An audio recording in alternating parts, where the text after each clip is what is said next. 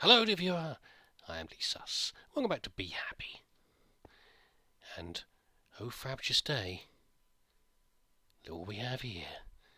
Vasby species. Now, I know last time I did this with the Britannia one, I deliberately recorded all the sessions just to prove to you that I wasn't cheating, trying to get hold of this. But I haven't, though.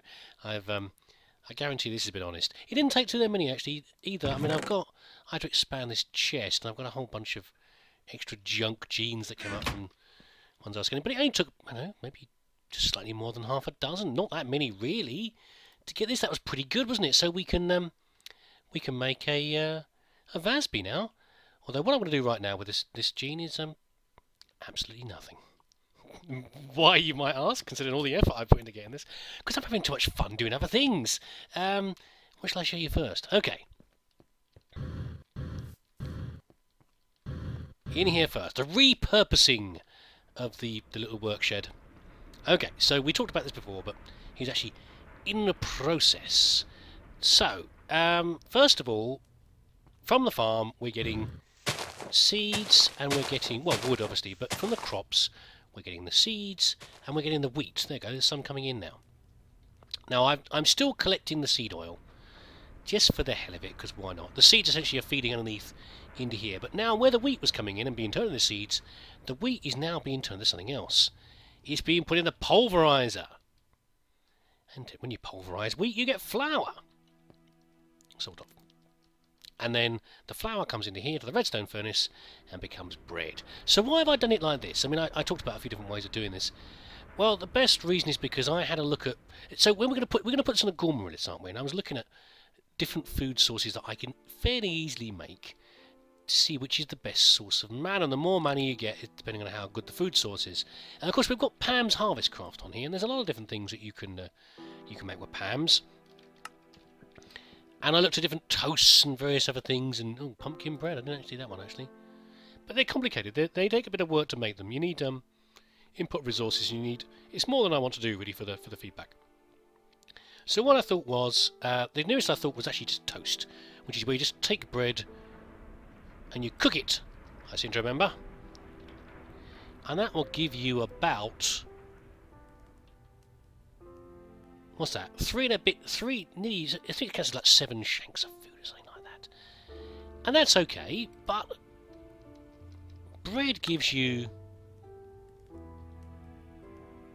2 and a bit. It's not a big advantage really, and there's also something else we can do as well. Rather than making bread the normal way, I discovered that if you pulverize it into flour, then 1 lot of wheat will give you 1 lot of bread, which is good, isn't it? Really, I mean, the power's pretty cheap, because this is everything in here is being powered by 1 level 3 solar panel, which obviously isn't working right now because it's night time, but it's enough to power the occasional use of these things.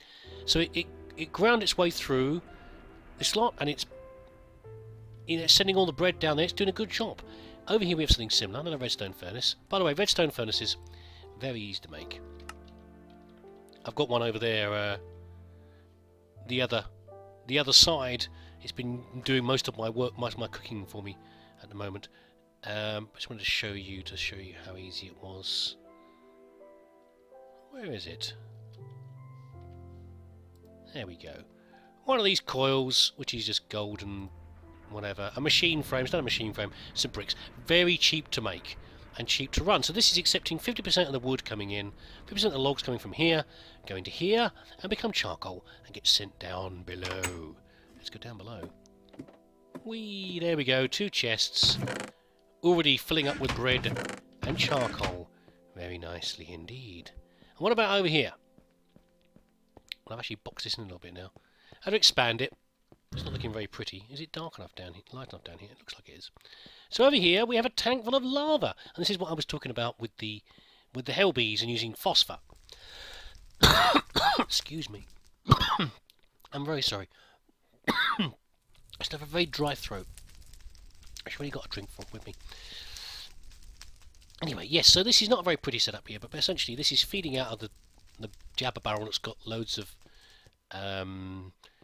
whatever combs they are, the scintillate, whatever they're called, I can't remember. And it's, there we go, simmering combs, and it's putting them into here, and all the spare magic wax, which for now is useless, is going into here, And into here we're getting the phosphor, and we've got a sort of, again, a fairly crude setup, just a barrel full of jabber barrel that's slowly feeding in cobble into here, and it's making lava. You've got this tank here, which looks lovely, I think you'll agree. And the purpose of all this is for me to send all these resources up there to make mana out of them. I'd rather they were closer. I could use the same tesseract for both of them, but it's just not. It's not really possible. Where's the There we go. We're a bit far away, really, but I'll deal with that in a minute. Anyway, let me. I'm going to go and sleep, and then I will show you what we're going to do next. Okay, so this is the setup I'm going to use to make trickles of mana. This is where the hydrangeas were, the sad sight of the hydrangeas. If you look closely, you can still see the little shapes where they used to sit before they died, because the mod makers are not a very nice person.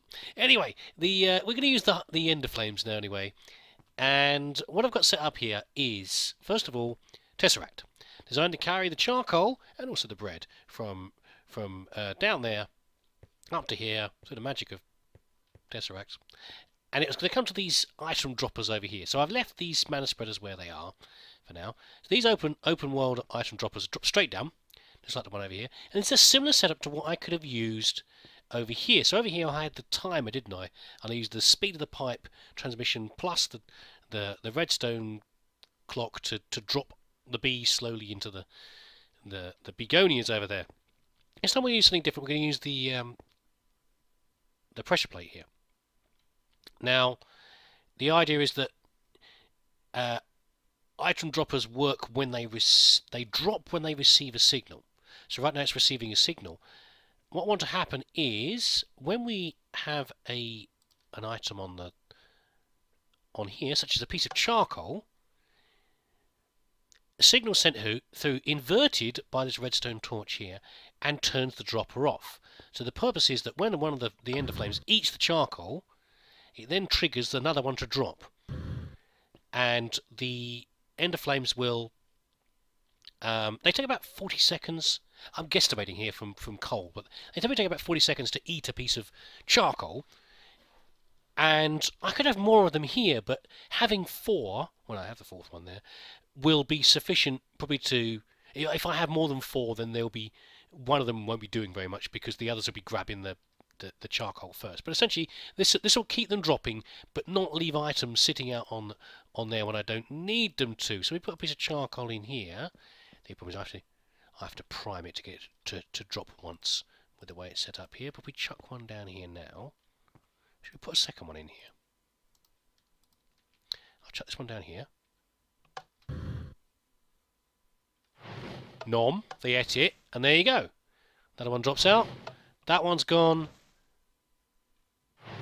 And the third one. So they're all 3 have used up. They're now in mana sending system here. They're not sending a huge amount of mana. This is why they are. These guys will send a moderate amount of mana, but not a disgustingly huge amount. They're not going to be.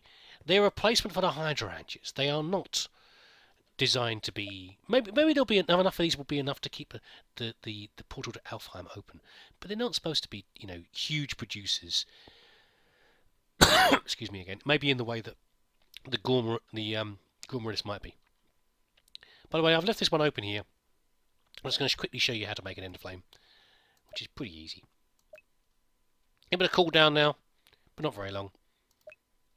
I need to get new mana spreaders is what I need really, and probably put lenses on there as well to improve the efficiency.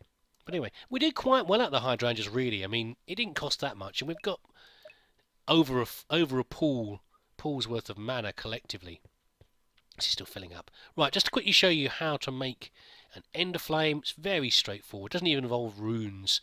So some brown petals, some red petals, some grey petals, and some magical gunpowder. Magical gunpowder.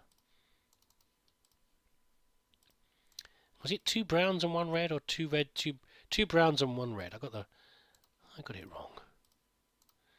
But these things are very cheap to make. I mean, say the later.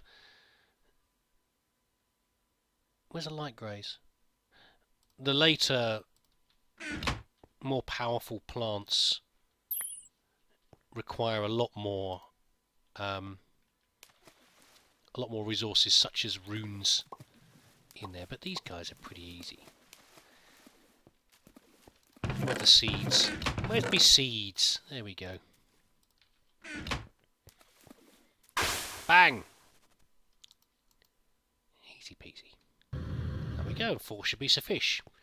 And we'll get this working with them pumping the charcoal across. We have another setup over here doing the same thing, a mirror version of this, and that should be sufficient now. I don't. I mean, right now, I say I don't really think I could put any more. I guess I could have another setup over here if I could space them out sufficiently that they could share a mana spreader. I could have another setup that isn't maybe 2 droppers. It doesn't matter. There's a limit to how much the mana spreader can send anyway, so it's still sending. Are you actually sending there? You are sending there, aren't you? I suppose you're taking so long to send it. I guess he's really full from the charcoal, isn't he, really? And these guys are still in cooldown. So a piece of charcoal will be sitting there. Oh, this one's ready to go again, I think, now. Yeah, I definitely need to upgrade these to carry more mana, otherwise I'm going to waste some. But it should be fine. It's looking good now. I'm happy with this. Right, so I'm going to set this one up here. And then we will... I'll do a bit more with the setup as well, because we need to do the lava up here as well. Okay, it's now working. I had to make a slight tweak, which is that you pretty well noticed, but the item dropper is now 1 block further down on both sides. And the reason for that is a problem we had over here as well at one point, which is that the redstone clock here was sending a redstone signal to these spreaders, which stops them from working. So in fact, when this was up here, this was receiving the redstone signal through like this, conducting through, and it wasn't sending any mana. I wasn't sure what was happening for a while. I thought maybe these things were being so efficient that they were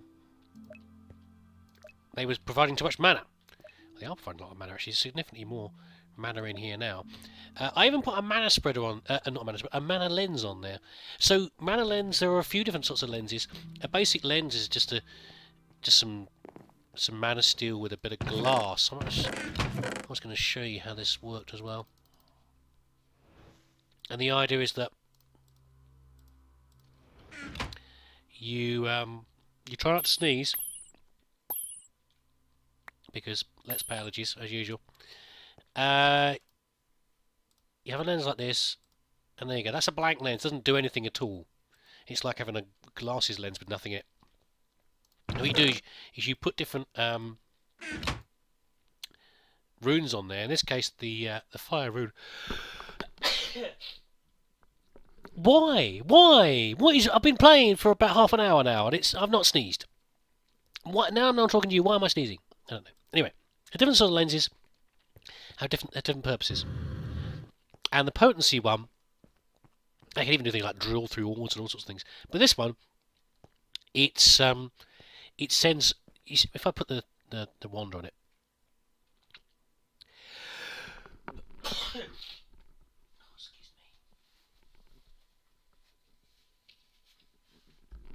Why? Why? Tell me why. Tell me why I'm sneezing. Why am I suddenly sneezing? I don't know. Anyway, I'll have a break for a minute. And you see these bursts coming through here? They're a physical representation of the mana that's been sent through, and they are actually sent in bursts. It's not just like a tracer line. That's the mana going across through the air. And if you try to send the burst too far, it will start to lose its potency as it travels. A bit like an electricity going through a wire and hitting resistance. And also the size of the burst is important. It can depend on the spreader and all sorts of things. Yeah, if it's too big, you won't send all the mana that you have. We're fairly balanced here, but essentially this potency one here is sending more per packet. However, if I tried to send it much further, I would lose more mana and I would lose more speed of the burst coming through. So it's not really a problem here. Anyway, we're adding loads of mana here. I think we're getting to the point maybe where we're going to make the portal to Alfheim. I think we are, you know. That'd be good. Anyway, by the way, also over here, we've got the Tesseract working over here. So this is supplying it isn't supplying the food yet. It can supply the bread for the Gomranis, but right now it's only supplying the charcoal going that way, charcoal going that way. You don't need filters, by the way. servos on these things. If I didn't put this on here, it would pump all the bread and all the items essentially over to here, over to the dropper. And of course, I only want the charcoal coming out, so I've got a charcoal on the whitelist here. And over here we have the lava coming from the phosphor lava production downstairs. And the idea of this is that when I'm up here, if I want to make something, or I just need a bit more mana, I can grab a few buckets, chuck them in the old endo thingies there, thermalizer here, and there you go. It's going in, which I think is quite a neat little system. And it will make lava faster than I can use it up. Also, word of caution if you're doing this sort of thing, there's a reason why they're called certain things. So for example, this item duct here, if you've got the fluid duct equivalent, it would be called, ignore the gap by the way, it is connected, it would be called a temperate fluid duct. Temperate means it uses fairly normal temperate temperature materials.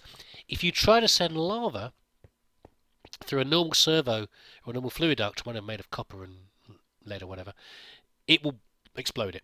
Not in a catastrophic way. We aren't in the situation of the old Tekkit here, where you could blow up machines, expensive machines, by putting the wrong voltage through them. No, not quite. But it wouldn't work. These are hardened versions, opaque ones. They're not see-through like most of the fluid ones. And if you've got a servo, you need a hardened servo as well, which is what I have running down there. So there we go. This is looking rather nice, isn't it? Really. So we have the lava for this. We have that. So the next thing is the Gormorilis, I think.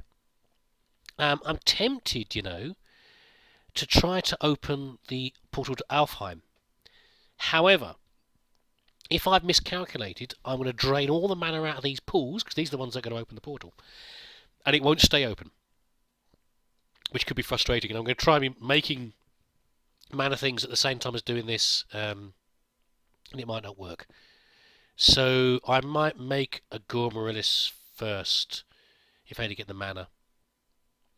I think I will, and that way I can actually. I don't know actually. Yeah, okay. I've got two big jobs essentially. I have the portal to Alfheim, which is a little bit of work, not too much, and I have the automation of the Gormorilis. Now to do that, I know I keep saying it, but I'm going to have to set up the table, the construction table down there in the power system. Well, the power system's there, but I need to set up the one second. I always forget what it's called. The assembly table. I need to set up the assembly table down here properly, because I need to make gates and components for it down here. I don't know how long I've been recording for, because I keep stopping and starting, but I'll have to see. I'm going to break for a bit, and either you'll see me again in a bit later in this video, or in the next video.